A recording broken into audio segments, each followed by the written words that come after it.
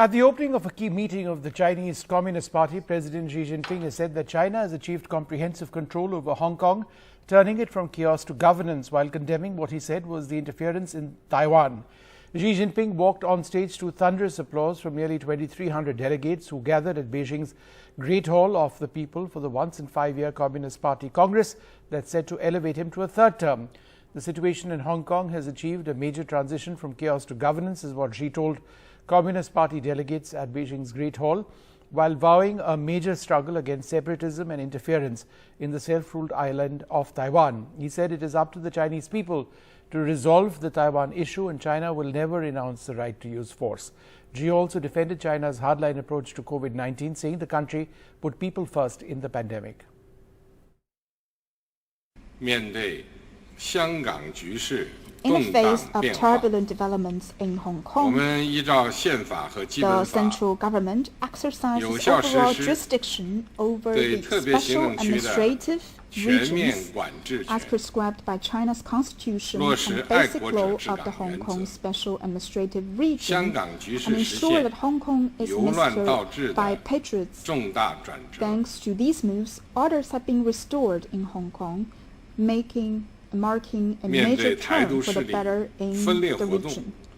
In response to separatist activities aimed at Taiwan independence and gross provocations of external interference in Taiwan affairs, we have resolutely fought against separatism and counter-interference, demonstrating our resolve and ability to safeguard China's sovereignty and territorial integrity and to oppose Taiwan independence. In responding to the sudden outbreak of COVID-19, we put the people and their lives above all else and tenaciously pursue a dynamic zero-COVID policy. In launching an all-out people's war to stop the spread of the virus,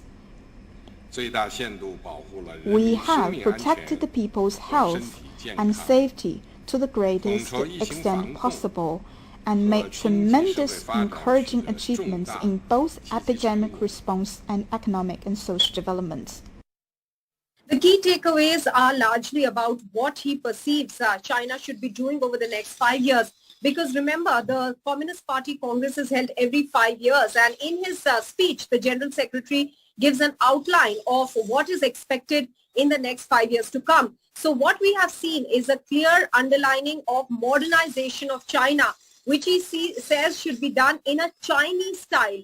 Meanwhile, he's also talking about better security, and he also uses the word about, as far as security is concerned, authoritative security aspect.